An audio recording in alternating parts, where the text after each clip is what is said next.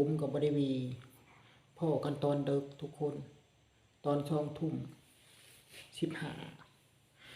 ทุกคนนาตาลีที่มีเรื่องเว้าสู่ฟังเขาใกล้ได้จิตกใจอันคนเฮากันเนาะฮู้แต่หน้าบ่ฮู้ใจฮู้แต่หน้าบ่ฮู้ใจนาตาลีเคยเว้าลงในคลิปมื้อเช้านี้เว้าว่านางเว้าว่าเฮาเว้าว่าจังซี่เพราะว่าเฮาเคยเจอมาเนาะเคยเจอมาแล้วเฮาก็บ่ปากเฮาก็บ่ติงเฮาก็เซยอยู่หั่นน่ะเฮาก็เซยอยู่นาตาลีเคยเว้าว่ามีคนเคยเฮ็ดทำสิ่งแวดล้อมอ้อมข้างกับเฮาในเมื่อหนึ่งสิ่งแวดล้อมอ้อมข้างของเฮาในแนวที่ว่าบ่คักหั้นน่ะหนึ่งมันสิมีควันไฟเนาะทุกคนเฮาเคยเว้าแล้วมีควันไฟแบบว่าจูดกลางป่าบ่หรือว่าเศษอาหารบ่เฮ็ดให้มันควันมาหาเฮาหั่นน่ะเฮ็ดให้มันควันมาหาเฮาน่ะเฮาฮู้เฮาสัมผัสได้ตั้งเฮ็ดใส่เฮาฮู้เฮาสัมผัสได้เฮ็ดใส่เฮาแล้วก็2มาก็เปิดเพลงคัดใส่กับเฮาหั่นน่ะแต่ว่าเฮาหั้นบ่เว้าเฮาบ่เว้าเฮาฮู้อยู่เนาะทุกคนเฮาก็เลยเว้ามื้อเช้านี้ในเมื่อว่าเฮ็ดคัดกับเฮาแล้วว่าซั่นซะเนาะเลยอยากมาดีนำเฮาจังซั่นจังซี่เฮาบ่ดีทุกคนเฮาเลยเว้าไปซะสิดีไปเฮ็ดหยังว่าจังซั่นซะขนาดได้ยินเสียงเว้ายังบ่อยากได้ยินแล้วบ่แม่นหน้าพอนาตาลีว่าจังซี่เพราะว่าเฮาก็เบิ่งมาหลายแล้วเนาะทุกคนเบิ่งมาหลายเดือนแล้วเบิ่งมาหลายเดือนแล้วสังเกตมาหลายเดือนแล้วแต่เฮาบ่เว้าบ่ว่าเฮาบ่ได้ว่าจั่งใดอย่ารอประเทศมาเฮาบ่เว้าเฮาบ่ว่าหยังเฮาเฉยอยู่หั่นน่ะเพิ่นสิว่าเฮาน่ะนอนหลับบ่จั่งใดก็บ่ฮู้ว่าเฮาสิว่าเฮานอนหลับบ่หรือว่าแนวใดที่จริงเฮาเป็นคนเกิดวันจันทร์เฮาฮู้เบิดคนเฮ็ดขัดใจเฮาคนขัดใจเฮาคนว่าเฮาฮู้เบิดทุกคนคือเฮาเว้าแต่เช้าคือเฮาเว้าเมื่อเช้านี้เพิ่นเฮ็ดใส่เฮาได้เฮ็ดใส่เฮาแล้วก็มื้อนี้ก็รู้สึกว่าเฮ็ดใส่เฮาอยู่มื้อนี้ก็เฮาก็เซยอยู่นี่แหละคนเฮาเนาะทุกคนมื้อนี้ก็มีกลิ่นคิวไว้ได้กลิ่นคิวคือเก่าคิวแบบว่าลักษณะว่าก้างปลาบ่หรือว่าหัวปลาบ่หรือว่ากระดูกบ่พันบ่ยอมทิ่มที่ถังขยะหั้นนะสิไปทิ่มใส่เตาถ่านมันก็คิวว่าทุกคนมันก็คิวแงะๆคิวแงะๆคิวซี่ๆหั่นเด้มันก็คิวเพราะว่าเฮือนเฮามันอยู่เหนือลมเนาะลมพัดมาพอดีหั่นน่ะเฮาก็แบบว่าเขาก็คิดว่าเฮาก็คันเฮาไปเว้าเฮาก็มีความผิดเขาก็ว่าจังซั่นหั้นนะคันว่าเฮาเว้าจังซี่คันเฮาไปเว้าว่าคือมาเปิดเพลงดังแท้คือมาอันดังไผอูฐข่อยแท้จังซี่หั้นน่ะเฮาก็มีความผิดแม่นบ่เพราะว่าเขาเฮ็ดแบบว่าเฮาเว้าบ่ได้หั้นน่ะเขาเฮ็ดแบบเฮาเว้าบ่ได้หั้นน่ะถ้าเฮาเว้าไปแล้วเขาก็สิได้ท่าประมาณจังซั่นหั้นน่ะได้ท่าเว้าใส่เฮาเว้าใส่เฮาก็เลยเสยอยู่บ้านนี้เฮาเลยเสยอยู่บ้านนี้เขาก็แฮงเฮ็ดใส่เฮาแฮงเฮ็ดใส่เฮาในเมื่อเฮาเว้าบ่ได้แฮงเฮ็ดใส่เฮาเฮ็ดควรอุกควรเอาเฮ็ดใส่เฮาเป็นหยังเขาเฮ็ดใส่เฮาเขาเฮ็ดตรงนี้เป็นหยังเขาคือบ่เว้าบ่ถามเฮาโดยตรงว่าเป็นหยังเขาคือบ่ถามเฮาประมาณว่าจังซั่นเป็นหยังเขาคือบ่ดังไผอูฐใส่คันว่าบ่พอใจคือบ่ดังไผอูฐใส่เฮาคือจังซั่นคันว่าบ่พอใจคือเฮ็ดเสียงดังใส่เฮาเขาคือบ่มาถามเฮาหั้นนะทุกคนเฮาบ่มักจังซี่นะเฮาบ่มักจังซี่ที่จริงเฮาสังเกตได้เบิดคนเฮาจังซี่คนเฮาเนาะทุกคนถึงว่าเฮาบ่ปากเฮาฮู้เบิดทุกคนอย่าว่าเฮานอนหลับนะทุกคนเฮาฮู้เบิด ลักษณะว่าจากโลกเอาคำว่าของเฮาหั่นนะอยากให้เฮาไปเว้าว่าหากลัวหาแกเมืองคือเฮ็ดจังซี่หั่นนะอยากให้เว้าจังซี่แล้วเขาน่ะสิเอาความผิดเฮาหั่นนะประมาณจังซั่นหั่นนะอืมเออแล้วเขานั่นเฮาน่ะบ่อยากเว้าหั่นนะเฮาน่ะบ่เว้ามันบ่เป็นตาเว้าก็เลยบ่เว้าหั่นนะมันบ่เป็นตาเว้าเรื่องขี้หมาแห้งว่าซั่นบ่เป็นตาเว้าอืมลักษณะว่าคุณนี่นะแฮงเว้าแฮงเฮ็ดแฮงเว้าแฮงตะลึงแฮงเว้าแฮงเฮ็ดแฮงเฮ็ดแฮงเฮ็ดใส่เฮาทุกคนประมาณจังซั่นคือจะว่ากินข้าวผ่าหัวใจคือกันกินข้าวผ่าหัวใจคือกันคือจังว่าอืมคนพอหน้าผาพอพื้นเนาะคือจังว่าคนพอหน้าผาพอพื้นคือจะว่าบึดหนึ่งมาใส่สูตรอันทหารบึดหนึ่งใส่สูตรไผ่ผ้าจักสิเบิ่งจังใดจักสิพังทางใดอืมแต่ว่าอยากใส่หยังก็ใส่ดอกคิดหยังก็เฮ็ดดอกขอแต่ว่าอย่ามาทำจุดนี้จุดนี้ตรงนี้เพราะว่าเฮามารยาทสังคมทุกคนอยู่ร่วมกันจังซั่นมารยาทสังคมอยู่ร่วมกัน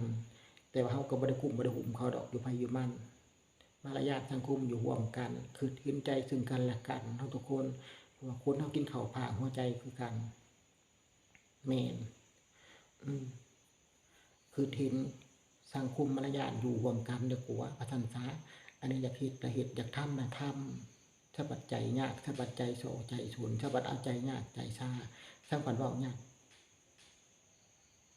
ไปพมาโคสร้างฝันว่ายากว่ามื่นไทยนอทุกคน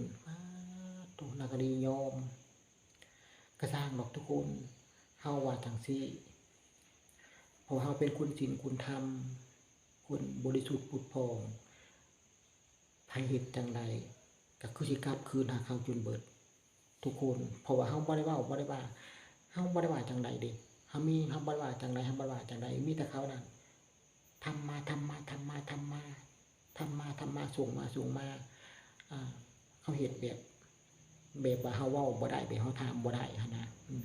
คือว่าเป็นคนไผอูดมาตะกี้แต่ก่อนแฮงหลายคนไผตกยามแลงตกยามแลงประมาณทุ่ม1 2ทุ่มมาแล้วคนไผน่ะอุ่นๆๆๆมาเลยเป็นคิวๆนะคิวๆแบบว่าจูดหัวปลาจูดขยะจูดก้างปลานะแม่นเฮาก็ไปถิ้มนอกเตาถ่านเนาะให้มันไหม้หรือว่าบางเทื่อบางทีก็จนดึกเปิดเพลงใส่เฮารู้สึกเบิดทุกคนรู้สึกเบิดได้จนมา5ทุ่ม6ทุ่มยังบ่ได้พรยังบ่ได้พรลงเสียงเพลงเสียงรำเอาเบิ่งดูทุกคนไผว่าไผคิดแนวใด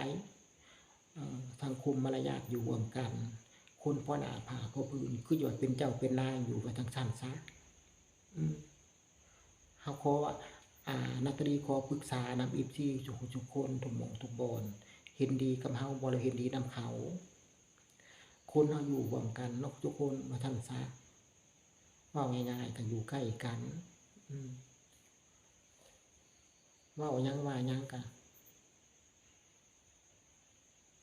คือใช่ว่าเจ้าของนั้นมั่นใจบ่ย้านบ่กลัวไผเฮ็ดได้ทำได้ทุกสิ่งทุกอย่างคือว่าเพลงคือว่าล่ำนี่เฮานาตาลีผู้เกิดมาก่อนได้พังเบิดเพลงล่ำอันใดก็ได้ผู้ไปพังอยู่กรุงเทพยังได้พังเพลงหยังก็ได้พังเบิดเพลงสิริพรเพลงใต้อรไทยเพลงหยังเฮาก็ได้พังจนเบิดจนว่าเมื่อยฟังไปอยู่กรุงเทพกรุงไทยนะทุกคนในเพลงเฮาได้พังเบิดสิมาเปิดเฮาพังเฮาบ่อยากพังทุกคนบ่อยากฟังMP3 เฮาก็มีเฮาอยากพังก็ได้เฮาอยากพรเฮาก็พรอยู่ในเรือนเฮาเขาคือบ่คิดว่าหยังต่างคนต่างอยู่ต่างคนต่างกินเขาคือบ่คิดแนวนี้เนาะว่าซั่นซะคือจะมาคิดว่ามากัดมาเห็นถ้าว่าในหัวใจเขาคือสิบ่มีหยังคือสิบ่มีศีลคือสิบ่มีธรรมในใจของทุกคนคือสิบ่มีศีลคือสิบ่มีธรรมคือสิมีแต่ว่าอย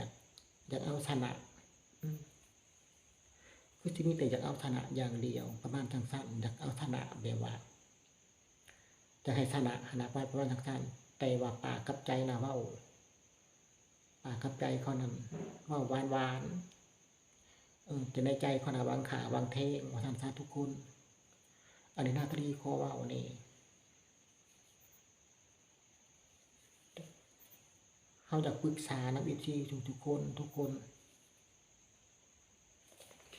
คุณจะไปเห็นเกตูกระโดดกระเดียใช่บ่บางเถื่อบางที่คันวันจะเปิดเพลงเปิดล่ำกับเปิดธรรมดาเนาะยำรับยำนอนก็หูอยู่ใช้ค่าห่วมกันเนาะใช้ค่าห่วมกันน้ำไหลใกล้กันก็เปิดเบาๆเขาเนาะคันว่ามีงานเกี่ยวงานดองงานเกี่ยวงานดองงานผูกเขตนะเฮาบ่ว่าอันนั้นนะเปิดได้โลดอันนี้จักสิแม่นหยังคำมาแรงมาจักเหตุหยังเอาเลยเปิดเงียบขึ้นเลยบ่มีเอกลักษณ์ที่สะหยังเลยบ่มีหยังเลยเฮงเว้าเฮงมึนเฮงเว้าเฮงมึน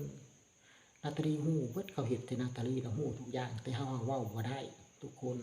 นางขอปรึกษาในIFCทุกคนคนผู้นี้น่ะเป๊ะว่าแนวใดทุกคนเป๊ะว่าจังใดบอกนางแหน่คือมาด้านคือมามึนคือหน้าด้านหน้ามึนแท้เขาสิว่าจังซี่เปิดเพลงเปิดล่ำขึ้นดังๆถ้าว่าเฮาไปถามเฮาก็มีความผิดเพราะเขาก็สิได้ท่าเขาว่าจังซั่นประมาณจังซั่นหั่นน่ะเขาก็สิเว้าใส่เฮาหั่นน่ะจังซั่นหั่นน่ะแต่ว่าเฮาน่ะบ่ไปถามเฮาน่ะอดเอาอดเท่าแลทุกคนบางเทื่อบางทีก็จนว่าถึงยามหลับยามนอนเสียงเพลงยังต่ำๆเปิดเพลงกลางคืนมันดังให้มันเงียบทุกคนดังให้มันเงียบมันก็ดังตึมแล้วเนาะเพลงใต้เพลงอีหยังเพลงลูกทุ่งเพลงดังๆมันก็ดังเลยทุกคนไผว่ามันบ่ดังถ้ากลางคืนนั่นถ้ากลางคืนนั้นนาตาลีบ่อยู่พังดอกเฮานี่ในกลางคืนเฮาบ่มีทางหนีเฮาเลยนอนอยู่เฮือนบ่จักทางไปอันนั้นทุกคนเด้อไปเฮ็ดจังไดก็คือจะได้จังซั่นเนาะว่าประมาณจังซั่นมันบ่ได้สมควรนะทุกคนน่าขอปรึกษานะทุกคนถ้าไปเฮ็ดแนวนั้นบอกคุณพ่อหน้าผาโพพื้น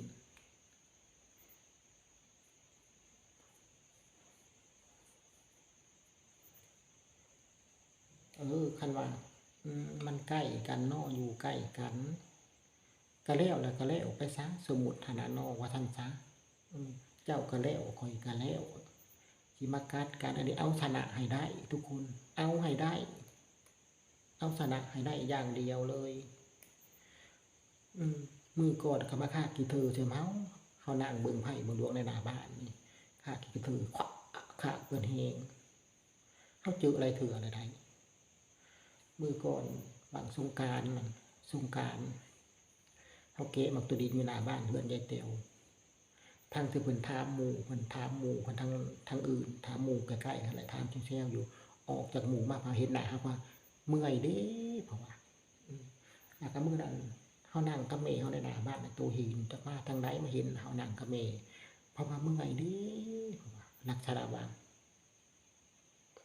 เว้าใส่เฮาคัดๆเฮานะเฮาฮู้เบิดทุกเนาะเฮาอ่านใจออกเบิดคุณผู้นี้นะประมาณนั้นครับแข็งเว้าแข็งบ่ลงบ่ลอยผู้ใดแข็งเลยแบบว่าบ่ย้านบ่มึนบ่ลงบ่ลอยไผหันน่ะทุกคนคนเฮาอยู่ร่วมหน้าร่วมตากันอยู่ร่วมโลกเดียวกันอยู่ใกล้กันสิแข็งแท้บ่สิคือในใจนะสิบ่มีศีลมีธรรมหยังเลยสิบ่ลดบ่ละหยังเลยสิบ่ได้คืออยากสร้างอยากแปลงหยังเลยนั่นคืออาการจักซุ่มยังบ่ได้ล่ะซุ่มน้อยซุ่มใหญ่จักซุ่มหยังเฮาก็บ่ฮู้ดอกอันเรื่องของเขาอันนั้นนะเว้าให้ฟังทุกคนมันบ่ได้สมควรนะทุกคน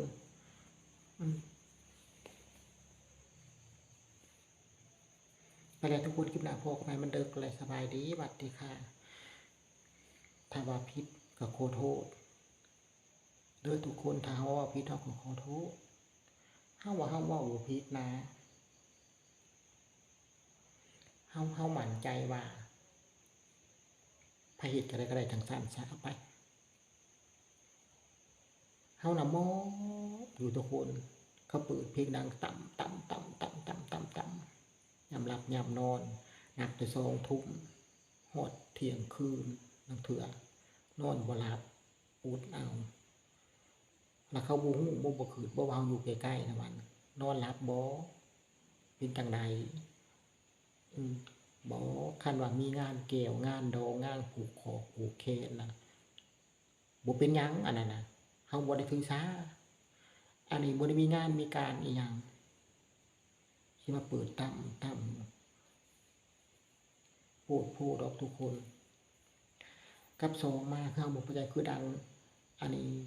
เฮ็ดที่เฮาน่ะเฮ็ดดังไผอูฐเฮาน่ะคนอุคนเอา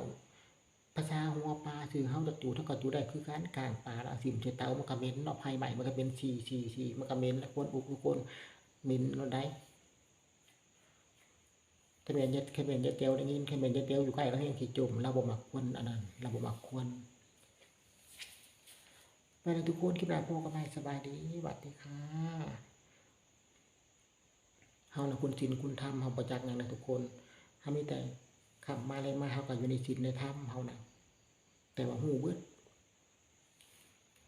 เฮาเป็นคนเกิดวันจันทร์เฮาคนเว้าตกเว้าตรงเฮาเก็บกดเฮาฮู้เบิดทุกคนเกิดวันจันทร์เนี่ยฮู้เบิดว่าไผเฮ็ดไผทำเฮาอ่านออกเฮาอ่านใจออกเบิดอ่ะอ่านออกเบิดสบายดีสวัสดีค่ะ